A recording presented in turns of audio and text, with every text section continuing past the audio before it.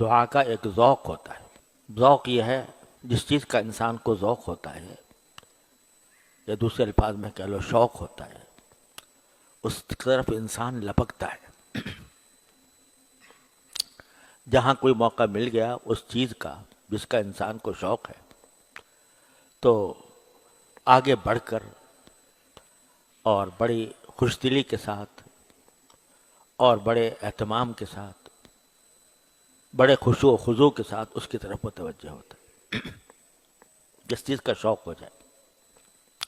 بچپن میں ہمیں شوق ہو جاتا تھا کھیلنے کا تو کھیلنے کے اندر بڑا مزہ آتا تھا اور جب کھیل کا کوئی موقع آ جائے تو لپکتے تھے اس کی طرف.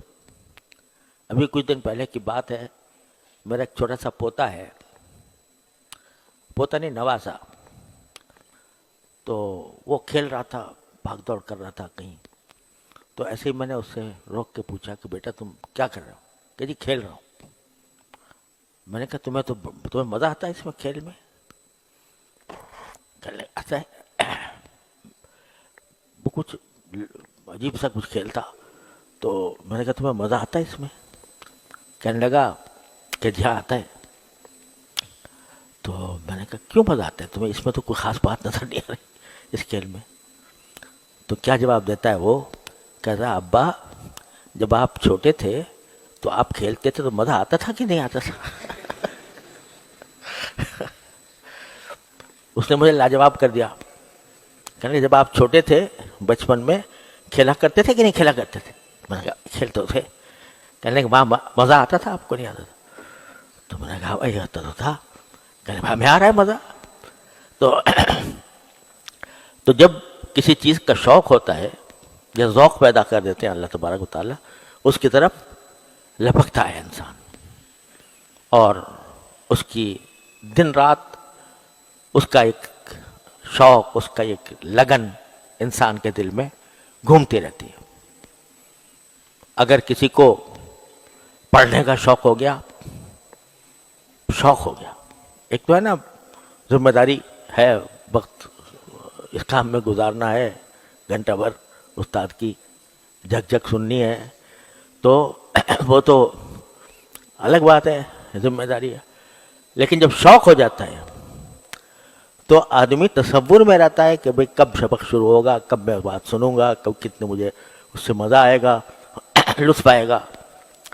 تو ذوق و شوق ایسی چیز ہے کہ جب وہ پیدا ہو جائے کسی بھی چیز کی تو آدمی اس کے تصور میں رہتا ہے, اس کا موقع مل جائے تو اس کی طرف لپکتا ہے. تو نبی کریم سرور دو عالم صلی اللہ علیہ وسلم نے ہمیں یہ سکھایا ہے کہ تم دعا کا ذوق پیدا کر لو, اللہ تعالیٰ سے مانگنے کا ذوق پیدا کر لو, مانگتے بن جاؤ اللہ تعالیٰ کے آگے.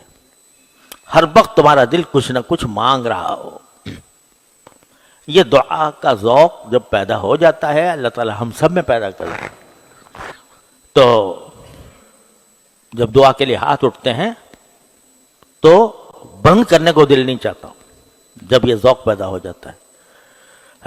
ہم نے اپنے کئی اساتذہ کو دیکھا, کئی مشائخ کو دیکھا, ہاتھ جب اٹھ گئے بس چل رہے ہیں, یہ بھی مانگ رہے ہیں وہ بھی مانگ رہے ہیں, ساری دنیا کی آخرت کی ساری نعمتیں ساری بھلائیاں ایک ایک کر کے مانگے جا رہے ہیں, آدھے گھنٹے تک مانگے. تو یہ ذوق بڑی چیز ہے. اور نبی کریم سرور عالم صلی اللہ علیہ وسلم نے ہمیں آپ کو یہ سکھایا ہے کہ بھئی جس زندگی کے جس مرحلے میں ہو اللہ سے کچھ نہ کچھ مانگو. یہ جو ادعیہ مسنونہ ہے نا, صبح کو اٹھ کے یہ مانگو اور بیت الخلا جاؤ تو یہ مانگو اور وہاں سے نکلو تو یہ مانگو, مدرسے میں مسجد میں جاؤ تو یہ مانگو, راستے میں یہ مانگتے چلے جاؤ, یہ دعا کا ذوق پیدا کرنا مقصود ہے. اور جب یہ پیدا ہو جاتا ہے تو پھر آدمی کا دل وہ ہر وقت کچھ نہ کچھ مانگ رہا ہوتا ہے اللہ تعالیٰ سے. جب یہ دل لگ جاتا ہے اللہ تعالیٰ کی طرف تو چاہے زبان سے کچھ بھی کہہ رہا ہو بندہ, کسی بھی مشغلے میں مشغول ہو، لیکن دل اس کا متوجہ ہوگا اللہ تبارک و تعالیٰ سے مانگنے کی طرف. اور یہ اللہ جل جلالہ تک پہنچنے کا بہترین، آسان ترین، مختصر ترین راستہ ہے، کثرت دعا. تو اس لیے قرآن کریم نے دعائیں سکھائی ہے، یا نبی کریم سرور عالم صلی اللہ علیہ وسلم نے جو مانگی ہیں یا ان کی تعلیم دی ہے، ان کو پڑھنا یہ اس لیے ہے تاکہ کچھ اس کا ذوق پیدا ہو، دعا کرنے کا ذوق پیدا ہو.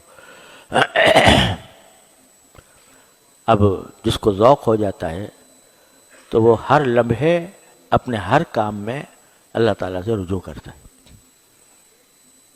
حضرت حکیم الامت مولانا تھانوی قدس اللہ تعالیٰ سرہ کہ یہ بات میں نے حضرت اپنے شیخ سے نہ جانے کتنی بار سنی کہ جب کوئی اللہ کا بندہ مجھ سے یہ کہتا ہے کہ مجھے آپ سے ایک بات پوچھنی ہے، فرمایا کبھی تخلف نہیں ہوتا کہ ایک لمحے کے لیے دل ہی دل میں اللہ تعالیٰ سے مانگتا ہوں، یا اللہ پتہ نہیں یہ کیا سوال کر لے گا، تو اللہ مجھے اس کا صحیح جواب دل میں ڈال دیجیے.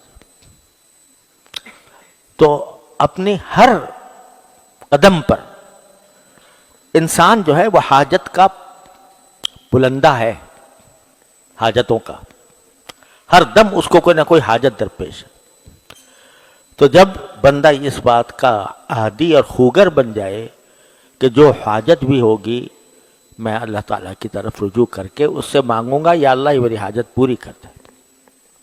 کوئی کشمکش ہوگی یہ کروں یا یہ کروں، تو اللہ جل جلالہ کی طرف متوجہ ہو کر کہے گا یا اللہ اس میں جو بات صحیح ہو وہ دل میں ڈال دیجیے. اللہ حضور اقدس صلی اللہ علیہ وسلم، ایک تو استخارہ ہوتا ہے نا، وہ استخارے مسنونہ ہے، 2 رکعت پڑھو، 2 رکعت پڑھ کے پھر استخارے کی جو دعا ہے وہ پڑھو. اس میں کم از کم 5-10 منٹ لگ جاتے ہیں اگر آدمی باقاعدہ استخارہ کرے. قربان جائیے نبی کریم سرور عالم صلی اللہ علیہ وسلم کے، انہوں نے ہمیں آپ نے ایسا طریقہ بتا دیا کہ جب کبھی کشمکش ہو کسی معاملے میں، چلو یہی کہہ دو اللہم اغفر لی واختر لی، اللہم اغفر لی واختر لی. بس لمبے چوڑے استخارے کی بھی اگر کبھی موقع نہیں ہے، وقت نہیں ہے، تو اتنا کہہ دو اللہم اغفر لی واختر لی، یا اللہ آپ میرے لیے پسند کر دیجئے ان 2 راستوں میں سے جو میرے سامنے ہیں، جو راستہ میرے حق میں بہتر ہو وہ آپ خود پسند کر دیجئے، اور اسی کو مقدر بھی کر دیجئے کہ میں کروں تو وہی کروں. کر کے دیکھو یہ کام. روزانہ انسان کو کوئی نہ کوئی کشمکش پیش آتی ہے، کوئی نہ کوئی کشمکش پیدا آتی ہے. ابھی میں تقاضا ہو رہا ہے کہ کھانا کھاؤں پہلے یا سبق پڑھوں، سمجھے، یا مطالعہ کروں. کہہ دو اللہم اغفر لی واختر لی، پھر جو ہوگا وہ انشاءاللہ تمہارے حق میں بہتر ہوگا. تو جب عادی بن جاتا ہے بنجا دعا کرنے کا، تو اس ہر لمحے اس کا تعلق اللہ جل جلالہ سے قائم رہتا ہے.